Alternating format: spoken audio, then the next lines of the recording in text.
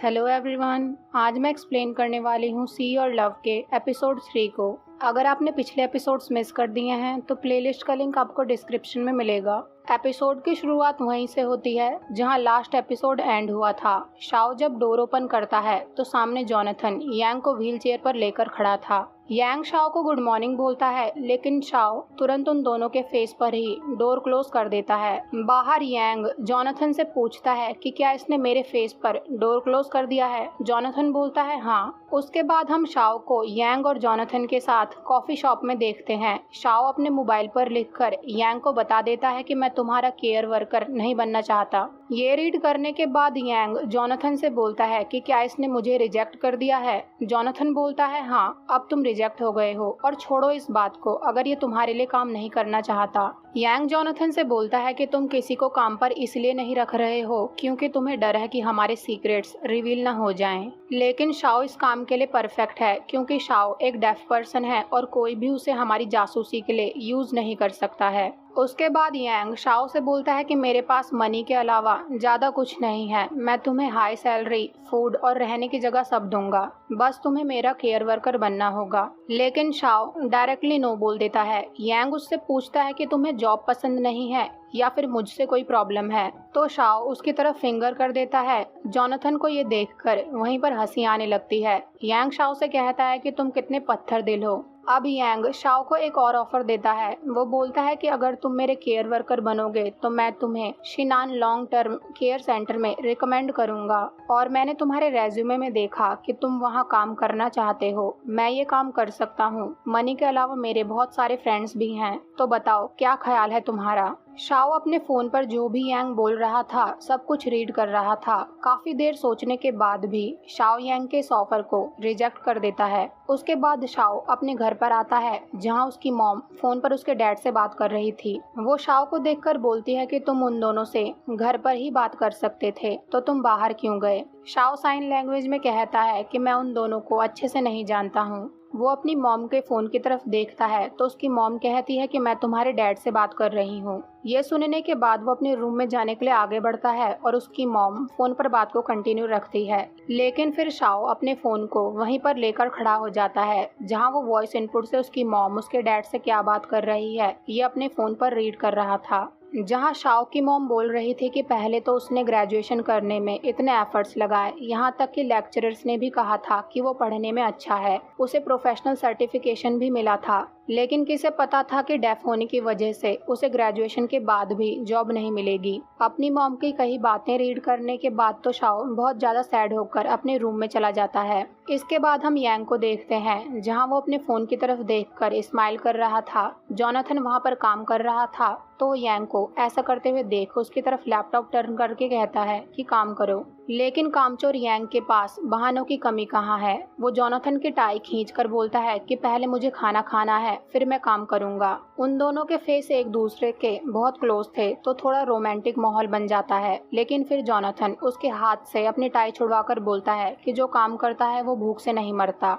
यांग कहता है कि लेकिन भूखे लोग जल्दी बीमार पड़कर मर जाते हैं और अगर मैं और पतला हो गया तो मैं हैंडसम नहीं लगूंगा। तभी उनके डोर की बेल रिंग होती है और इसके बाद हम शाओ को उन दोनों के सामने देखते हैं। शाओ उनसे पूछता है कि क्या तुम गैंगस्टर हो। यांग बोलता है कि क्या ये बात तुम्हारे लिए मैटर करती है, तो जॉनथन यांग को रोकते हुए शाओ से कहता है कि हम गैंगस्टर नहीं बिजनेसमैन हैं। शाओ यांग से दूसरा सवाल पूछता है कि क्या तुम श्योर हो कि तुम मुझे शिनान लॉन्ग टर्म केयर सेंटर में जॉब दिलवाओगे। यांग बोलता है कि मैं प्रॉमिस करता हूँ, अब बताओ क्या तुम मेरे केयर वर्कर बनोगे। क्यूट शाओ मुंडी हिलाकर हाँ कर देता है तो यांग भी बच्चों की तरह खुशी से लपक कर शाओ के पास जाकर कहता है कि चलो मुझे खाना बनाकर खिलाओ। शाओ उससे तुरंत दूर हो जाता है और जॉनथन को यांग की नादानी देखकर बड़ा ही एम्बैरेसमेंट फील होता है। इसके बाद शाओ यांग के लिए फूड बनाकर प्लेट में लाकर उसके सामने रख देता है। यांग एक बाइट खाने के बाद तो बस रुकता ही नहीं है। तभी जॉनथन शाओ से बोलता है कि चलो मैं तुम्हें घर दिखा देता हूँ और इसके बाद जॉनथन एक एक करके शाओ को सारे रूम दिखा देता है। वो शाओ से बोलता है कि तुम्हारा रूम 2nd फ्लोर पर है, तो जब मैं काम से बाहर रहूं तो तुम्हें यांग पर ध्यान देना होगा। अगर ये कुछ भी उल्टा पुल्टा काम करे तो तुम्हें तुरंत मुझे इन्फॉर्म करना है। यांग सब कुछ सुन रहा था तो शाओ फोन में लिख कर दिखा देता है कि यांग मेरा बॉस है। जॉनथन बड़े ही एटीट्यूड में बोलता है कि लेकिन सैलरी तुम्हें मैं पे करूंगा, और ये बोलकर वो वहाँ से चला जाता है। यांग शाओ को अपने पास बुलाकर कहता है कि मेरे साथ रहना बहुत ही इजी है, बस तुम एक बात याद रखना कि मेरे रूम में बिना मेरी परमिशन के एंटर मत करना, और अगर तुम्हें मुझे मॉर्निंग में उठाना भी हो तो तुम मुझे मेरे फ़ोन पर कॉल कर देना या फिर मेरे रूम का डोर नॉक कर देना, लेकिन मेरी परमिशन के बिना तुम मेरे रूम में एंटर नहीं कर सकते हो। शाओ अपनी मुंडी हिलाकर हाँ कर देता है और यांग से बोलता है कि तुम मुझे अपनी हेल्थ रिपोर्ट दे दो और अपनी फूड प्रेफरेंसेस के बारे में बता दो। यांग कहता है कि कोई बात नहीं, मैं सब कुछ तुम पर छोड़ता हूँ। शाओ नोटिस करता है कि यांग के लिप्स के पास फूड लगा हुआ है तो वो यांग के लिप्स से वो फूड हटा देता है। यांग तो बस शाओ को देखता ही रह जाता है। शाओ यांग की तरफ देखकर स्माइल करता है। यांग तो बस शाओ को देखे ही जा रहा था और शाओ उसे इशारा करता है कि फूड खाना कंटिन्यू करो, तो यांग खाना खाना कंटिन्यू करता है। रात के समय यांग अपने रूम से बाहर आता है तो शाओ किचन में अपने पेरेंट्स से वीडियो कॉल पर बात कर रहा था। शाओ की मॉम शाओ से बोलती है कि तुम्हें अचानक से जॉब मिल गई और तुम्हें अपने बॉस के साथ मूव होना पड़ा, और तुम कहाँ पर हो ये बात भी तुमने हमसे सीक्रेट रखी हुई है। ये सब जानकर हम दोनों कैसे तुम्हारे लिए वरीड नहीं होंगे, और ये बताओ कि तुम जिस पर्सन के केयर वर्कर हो वो कैसा पर्सन है। शाओ साइन लैंग्वेज में कहता है कि उसे हर 10 मिनट बाद भूख लग जाती है और उसकी पर्सनैलिटी बहुत ही अजीब है, लेकिन वो मुझे अच्छी सैलरी दे रहा है और कॉन्ट्रैक्ट में जो भी आर्टिकल्स हैं वो भी रीजनेबल हैं, इसलिए आपको मेरी चिंता करने की जरूरत नहीं है। यांग पीछे से सब कुछ देख रहा था। शाओ के फादर बोलते हैं कि ये तो अच्छा है, लेकिन अगर तुम्हारा काम में मन ना लगे तो तुम जॉब छोड़कर घर आ सकते हो, इसलिए ज्यादा मेहनत मत करना, जॉब तो तुम्हें और भी मिल जाएंगी। ये सुनने के बाद यांग पास्ट के एक सीन को याद करता है और अब कहानी पास्ट में जाती है, जहां यांग के फादर उससे बोल रहे थे कि सबकी नज़र तुम्हारी परफॉर्मेंस पर रहेगी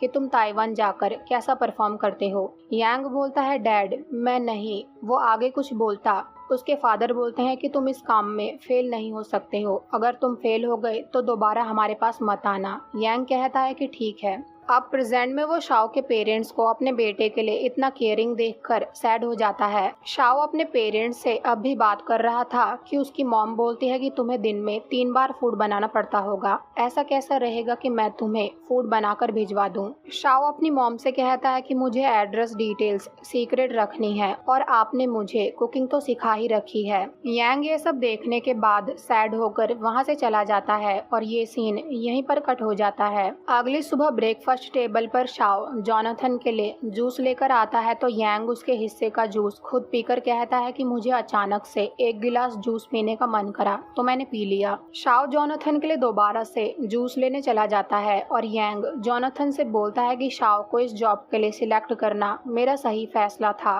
राइट। हम अब 3 टाइम का खाना खा सकते हैं, जो पीना चाहे ऑर्डर कर सकते हैं, वो तुरंत हमारी टेबल पर होगा। जॉनथन कहता है कि तुम शायद ही कोई ठीक फैसला लेते हो और मैं कह सकता हूँ कि शाओ को सिलेक्ट करना तुम्हारा सही फैसला था। तभी अचानक से यांग के गले में कुछ होने लगता है। वो अचानक से कुर्सी से गिरने वाला था कि शाओ उसे गिरने से बचा लेता है। जॉनथन शाओ से कहता है कि तुमने ड्रिंक में क्या डाला था। शाओ जॉनथन को साइड करके वेट करने को बोलता है। वो यांग को गोद में उठाकर उसको फ्लोर पर लेटा देता है और उसका माउथ ओपन करने लगता है। जॉनथन भी यांग के पैरों को पकड़ लेता है और इसके बाद शाओ अपना फोन निकालता है और ये सीन यहीं पर कट हो जाता है। अगले सीन में हम यांग को हॉस्पिटल में देखते हैं। जॉनथन शाओ से कहता है कि डॉक्टर ने बोला तुमने बहुत अच्छा काम किया है। शाओ फोन पर लिखकर कहता है कि ये मेरी ड्यूटी थी, अब बताओ यांग को क्या हुआ था। जॉनथन बोलता है कि यांग को कीवी से एलर्जी है और खुद यांग को ये बात नहीं पता। सच में यांग कितना यूजलेस है। शाओ फोन में कुछ लिखकर जॉनथन को दिखाता है तो जॉनथन बोलता है कि ठीक है, मैं कंफर्म कर लेता हूँ कि यांग को किसी और चीज से एलर्जी है या नहीं। और उसके बाद वो शाओ से कहता है कि मुझे अपना बॉस यांग इतना पसंद नहीं है, लेकिन फिर भी उसे टाइम से बचाने के लिए थैंक्स। यांग पूरे टाइम वहाँ पर बेहोश रहने का नाटक कर रहा था। शाओ को भी पता था कि यांग नाटक कर रहा है, लेकिन वो जॉनथन से कुछ नहीं बोलता। जॉनथन के रूम से जाने के बाद यांग आंखें खोलकर शाओ को स्माइल करके थम्स अप दिखाता है और बोलता है कि तुम इतने बुरे भी नहीं हो, thank you so much. Shao phone में लिखता है कि सोने का दिखावा करना तुम्हारे लिए लॉन्ग टर्म सॉल्यूशन नहीं है। यांग कहता है कि मैं इस मोमेंट में जीना चाहता हूँ और ये सीन यहीं पर कट हो जाता है। उसके बाद रात को जब यांग अपने घर के बाहर गार्डन में बैठकर फोन पर कुछ कर रहा था तो जोनाथन उसके पास आकर कहता है कि मैं कल सॉन्ग के साथ काओसियोंग साइड देखने जा रहा हूँ। यांग जोनाथन को यांग कहकर बुलाता है और अब हमें पास्ट का सीन दिखाया जाता है जब यांग ने कार में जोनाथन से बोला था कि ताइवान में मुझे ज्यादा लोग नहीं जानते हैं, तुम यांग बनने का नाटक करो और ये बात हम दोनों के बीच ही रहेगी और सॉन्ग भी अपना मुंह नहीं खोलेगी और हम सब खुश रहेंगे। तब जोनाथन ने इस बात पर अग्री कर लिया था। प्रेजेंट में जोनाथन कहता है कि मैं और क्या कर सकता हूँ। ये बोलकर वो वहाँ से जाने लगता है तो शाओ को अपनी तरफ आता देखता है। वो शाओ से कहता है कि मैं कल बिजनेस ट्रिप के लिए जा रहा हूँ और रात को वापस आऊंगा, इसलिए मैं सब कुछ तुम्हारी केयर में छोड़कर जाऊंगा। शाओ भी मुंडी हिलाकर हाँ कर देता है और जोनाथन वहाँ से चला जाता है। शाओ पानी का ग्लास लाकर यांग के सामने रख देता है और यांग से पूछता है कि तुमने जानबूझकर कीवी का जूस पिया था, राइट? यांग कहता है कि नहीं, ऐसा कुछ नहीं है। अगर मुझे बीमार होने का नाटक भी करना होता तो मैं अपनी जान जोखिम में क्यों डालता, मैं इतना ब्रेव नहीं हूँ। शाओ को यांग पर भरोसा नहीं हो रहा था तो वो यांग से पूछता है कि सच में? यांग उसे अपने पास बुलाकर कहता है हाँ, और तुम अपनी जॉब करो, पैसे कमाओ और चीजों की चिंता मत करो। ये सुनकर शाओ वहाँ से चला जाता है। दूसरी तरफ हम देखते हैं कि डोंग नाम का आदमी किसी से फोन पर बोल रहा था कि यांग कहीं जाकर छुप गया है। यहाँ तक कि होंगचैंग ग्रुप भी इस बारे में बहुत सीक्रेटिव है, लेकिन मैं किसी को इन्वेस्टिगेट करने भेजूंगा। और फिर वो फोन कट कर देता है। फोन कट करने के बाद वो सोफा पर हाथ मारकर बोलता है कि अगर मुझे पता होता कि ये काम इतना कठिन है तो मैं कभी भी इसे करने के लिए रेडी नहीं होता। और उसके बाद वो अपने पास खड़े लड़के शिंग को बुलाकर बोलता है कि जाकर यांग को ढूंढो, हमें दोनों कंपनीज के बीच डील होने से रोकना है और अगर तुम इस काम को करने में कामयाब हो गए तो समझ लेना कि तुम्हारा सारा कर्जा माफ हो गया है और मैं तुम्हें एक गैंग भी लीड करने को दूंगा। शिंजिया नाम का लड़का बाहर से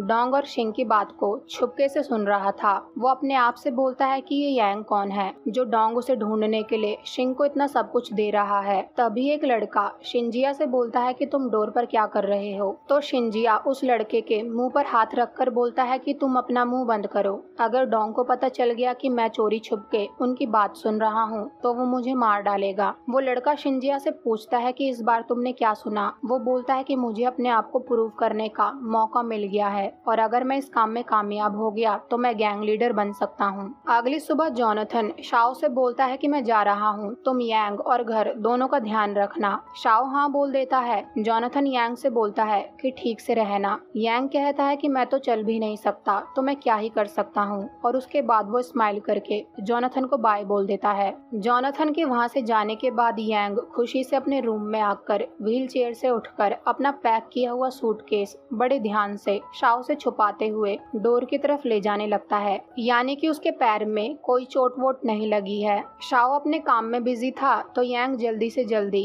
घर से बाहर जाने की कोशिश करता है, लेकिन जब भी वो बाहर जाने के लिए रेडी रहता शाओ डोर के आसपास रहता था। यांग का तो घर से जाने का प्लान धरा का धरा रह जाता है। थोड़ी देर बाद शाओ यांग को खाना बनाकर खाने के लिए देता है तो यांग उससे पानी मांगता है। शाओ जब उसे पानी का गिलास देता है तो यांग जानबूझकर ग्लास का पानी शाओ की पैंट पर गिरा देता है और उसे टिश्यू देकर कहता है कि सॉरी। शाओ यांग को इशारा करता है कि तुम खाना खा लो तो यांग कहता है कि कोई बात नहीं, तुम शावर लेकर आओ, तब तक मैं खाना खा लेता हूँ। शाओ वहाँ से अपने रूम में चला जाता है तो यांग बहुत ही ज्यादा खुश होकर चेयर से उठकर अपने सूटकेस को लेकर वहाँ से जाने लगता है, लेकिन जब वो शाओ को नीचे आते हुए देखता है तो जल्दी से सूटकेस फेंककर वहाँ रखी व्हीलचेयर पर बैठ जाता है। शाओ जब नीचे आता है तो वो कुछ इस तरह से यांग को व्हीलचेयर पर बैठा हुआ देखता है। शाओ उसे इस पोजीशन में देखकर अजीब सा मुंह बनाता है तो यांग ठीक से बैठ जाता है और बोलता है कि तुम तो बहुत फास्ट हो, तुम इतनी जल्दी शावर लेकर आ गए। शाओ कहता है कि मैंने तो सिर्फ पैंट्स चेंज करी हैं। यांग अपने मन में बोलता है कि मुझे तो इससे जूस मांगना चाहिए था, अगर मैं जूस मांगता तो मेरा काम बन जाता। शाओ यांग को दोबारा से खाना खाने के लिए टेबल पर लेकर आता है और ये सीन यहीं पर कट हो जाता है। अगले सीन में हम जोनाथन को बार में ड्रिंक करते हुए देखते हैं। बारटेंडर जोनाथन से बोलता है कि अब तक तुम 6 गिलास ड्रिंक कर चुके हो और ये तुम्हारा 7वां गिलास है। बेसिकली जॉनथन यहाँ पर किसी का वेट कर रहा है। वो बारटेंडर से बोलता है कि आज यहाँ पर बहुत कम लोग आए हैं, तो बारटेंडर कहता है कि 10 बजे तक लोग आना शुरू हो जाएंगे। जॉनथन बारटेंडर से फ्लर्ट करने लगता है, तो बारटेंडर बोलता है कि ये वाली ड्रिंक मेरी तरफ से तुम्हारे लिए ट्रीट है। इधर जब शाओ घर का काम करने में बिजी था, तो यांग को बाहर जाने का मौका मिल जाता है। घर से बाहर आने के बाद वो अपने आप से कहता है कि फाइनली मैं बाहर आ ही गया। अब ये प्रोजेक्ट सक्सेसफुल हो या ना हो, मुझे इससे कोई लेना देना नहीं है। वो रोड पर जा ही रहा था कि तभी एक कार उसके सामने से गुजरती है। रात हो रही थी। यांग कार की हेडलाइट्स की तरफ देखता है और कार से बचने के चक्कर में उसका बैलेंस बिगड़ जाता है और वो सीधा जाकर नीचे गिरता है। इधर शाओ यांग के रूम का डोर नॉक करता है, लेकिन यांग रूम में था ही नहीं, तो वो डोर ओपन नहीं करता। दूसरी तरफ यांग को गिरने की वजह से चोट लग जाती है। वो बेहोश पड़ा हुआ था कि तभी उसके पास कोई आता है और ये एपिसोड यहीं पर एंड हो जाता है। मिलते हैं अगले एपिसोड में। Thank you so much for watching.